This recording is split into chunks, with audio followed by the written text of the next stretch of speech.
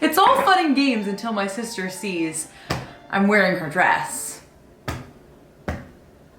without permission. There are a few things I love more than a poolside summer snack, than just a snack in general. Actually, we're just gonna broaden up that umbrella right there. But I'm bad with cooking, I'm bad with recipes. I want things fun, I want things fast, I wanna make it quickly, maybe all at once, meal prep per se, and then just get out, enjoy my sun, enjoy my summer, be outdoors. So I'm gonna share some of my favorite and maybe even some new summer quick, healthy, fun, not so healthy, random, delicious, exquisite recipes, adjectives galore on this channel, and I'm beyond excited. I'm actually so beyond excited that I bought too many ingredients because I wanted to do too many recipes. So there's a very, very good chance there will be a part 2 to this video. I'm doing part 2s out the hoo-ha lately. I hope that's all right, but lately I've just been creatively flowing. Whatever, we've got a lot to do. Let's get into it. These are all the beautiful and fabulous ingredients for our first recipe, except that lone peanut butter over there. Couldn't carry her over here. Basically, I wanna make the easiest, the simplest, the most delicious, hopefully, homemade granola, because sometimes store-bought granola is just loaded with all of these things that we did not ask for. And I feel like whenever I'm in a summery mood, I want smoothies, I want Greek yogurt, I want just a bowl of cereal, a bowl of homemade granola. So this is one of those things that you can make in large quantities, keep it for a long time, enjoy it, it's delicious. So granola is kind of fun because you can make it as customizable as you want. I usually like my granola to be quite simple, but feel free to get creative with it, you know? I lost count. I think that was 3. There's also so many different ways that you can make this, so don't take mine as the holy grail. But it is kind of funny because I feel like I always complain, even in my videos, like, oh, I can never find granola at the store that I want. And I know that I can make it at home, but my real issue is that the minute I make it, it's gone. I eat it in one sitting. It comes out of the oven, game over. It's just really hard to resist. This one is going to be kind of like your bare bones recipe. I mean, I could add all these nuts and bolts and whatnot, but at the end of the day, it's all down to your preference. After a while though, you know, you throw all those things in, I get overwhelmed. Things start to get too complicated. So many seeds, so little time. And the worst thing you want is when you're hosting people over, you've got a big old batch of granola to serve up, you start eating it, seeds galore in the teeth. I kept thinking, like, this is missing something. I didn't know what it was. It's goji berries, baby. Goji berries are one of those things that I crave. I don't know what it is about goji berries, but you put them in anything and I instantly like it. And they're kind of gross, you know, like on their own. They're kind of tart, they're kind of weird, but you put them on an acai bowl, you put them in your granola, elevated. You've got all of the dry ingredients right here. Now in a separate bowl, I'm gonna mix kind of the fun stuff. A lot of times you can use water, but I'm gonna choose to use almond milk. You mix it basically with maple syrup. I'm gonna probably do a little bit of peanut butter and just a little smidge of vanilla, and it makes it so beyond tasty. Okay, wait, I take that back. I'm gonna mix all of this together now, and then I'm going to drizzle the peanut butter all over the sheet. That will be more delicious. This is probably gonna be messy, but we're gonna pour it right over, baby. You know, it's so funny that I do so many of these cooking videos because I do quite honestly have the absolute worst kitchen for it. One day, you just watch, I'm gonna have one of those beautiful, all white island kitchens that all the bloggers use. And the natural lighting, oh, you bet your bottom dollar, one day this girl's gonna have her natural lighting. Oh yeah, baby, let's go. I like to have it spread out enough that it's not clumped together, but also close enough that there's a few little sneaky, little cheeky clumps in there, just in case. That's like my favorite. If I buy store-bought granola and I find an accidental clump, makes my day. As I mentioned, this is totally optional, but I'm going to I'm gonna add just a drizzle of peanut butter over maybe even just half, just in case I don't want super peanut buttery granola. Peanut butter is one of those flavors that just absolutely dominates. So do this sparingly. take my word for it. We're gonna pop her in for about 30 minutes and honestly try and stir it maybe every 10 minutes or so. Okay, she's finally ready. I ended up doing about 30 minutes on that bottom rack and then did about 10 more on this top rack. The best part is, we're done. All we have to do is pretty much just let this cool. Also, I found these, which I am so pumped to try. These are oat milk and dark chocolate. I have never seen a company make them with any other type of milk. Maybe that's just me, but I thought this was so cool. I don't believe you're supposed to put in chocolate chips until the very last minute because otherwise they would just melt in the oven. But if you just wanted to add like a little bit more crunch, a little bit more sweetness, woo! This is my favorite way to eat granola because it's the simplest and easiest thing, and I'm just obsessed with parfaits. Look at me, like this is why it's so hard for me to make this, because I want to sit here and eat this whole sheet. Here you go, baby. That is so stinking good. Oh my God, totally tooting my own horn. Don't even care. It's fantastic. Just simple, easy, yummy. I've even seen people add protein powder into the mix when they spread it over if you want something that has a little bit more protein in it. And if you're like me, you need to make it in big quantities so you just don't sit here and eat every last drop in the first 5 minutes. This next one, I am so beyond. What's another word for excited? All I say is excited. I'm pumped. I'm pumped because I actually never made this before, but I've had it saved on my phone for, I don't know, at least 3 months or so. This is a recipe that I found on TikTok and it looked so incredibly delicious. I stopped in my tracks, I saved it to my phone, and I wrote it down specifically to make in a video.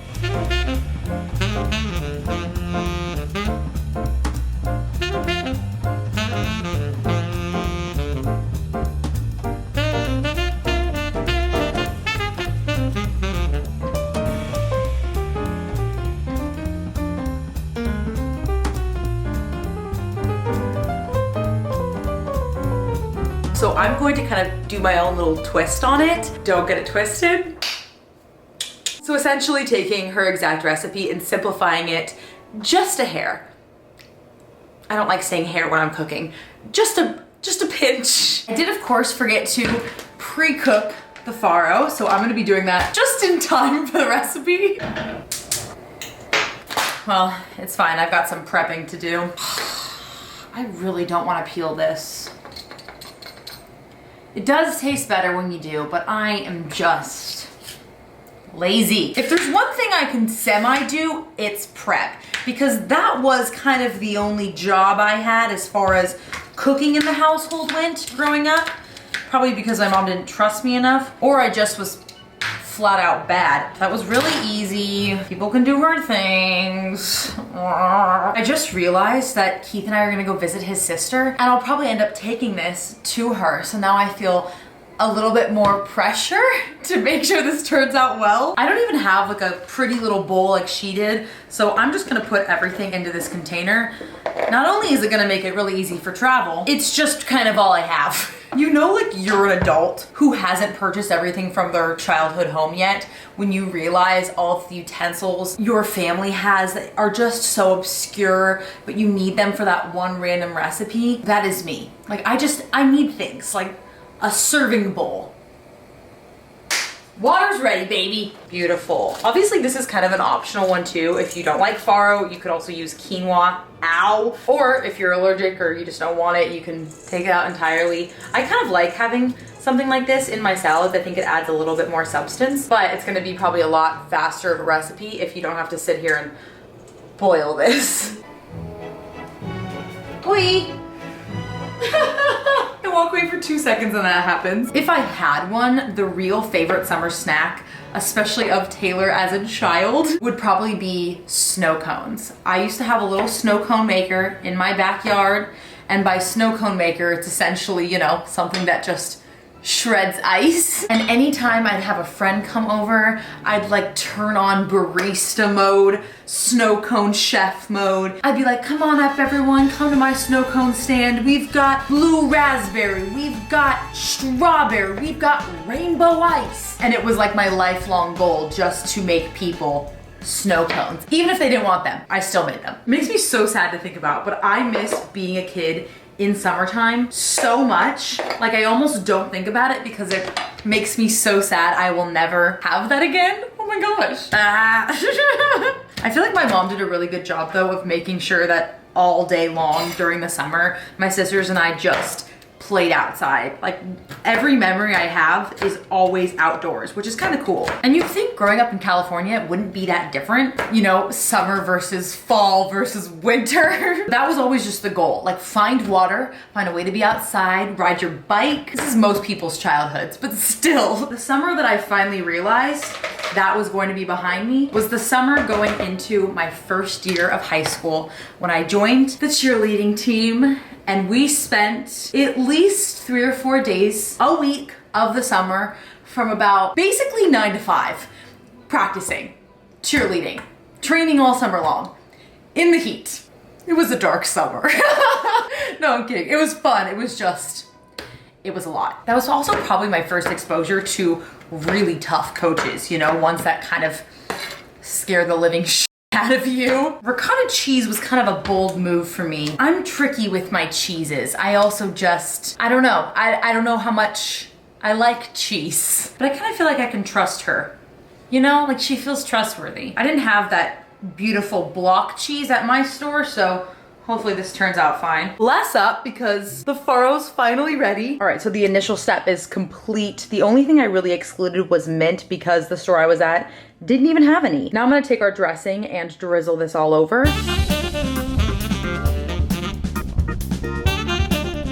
Okay, this is the official salad taste test. I tried to grab what feels like at least a little bit of everything. This is like my perfect ideal salad. Phenomenal, phenomenal. That orange coming through on my palate, so light, but also so dense at the same time. For how good this is and how simple it was to make, I could see myself 100% recreating this. This is restaurant quality. I'm not even kidding. You know me, I don't do restaurant quality food. Look at this. Alrighty, we're up high, baby. This next one's just really cute, simple fun, and I actually used to make this all of the time. It's a little tedious, but it's worth the effort, I promise. These are frozen blueberry bites, and if you love blueberries as much as I do, you're going to obsess over this. If you have all of the proper tools, you're going to take your bloobs and then dip them into your yogurt of choice. Now, you know, remember 5 or so minutes ago when I mentioned that there are just certain tools that my parents own that I haven't purchased myself. One of those would be toothpicks, which would be kind of like a key thing in this process. Otherwise, it's gonna get very annoying for me to hand dip everything, kind of gross. You don't really know, you know, where your hands have been. But alas, I found the next best thing. And I'm just gonna preface it by saying, I don't wanna hear it, all right? This is a fantastic improv tool. And I'm actually really proud of myself that I even thought of this. It's clean.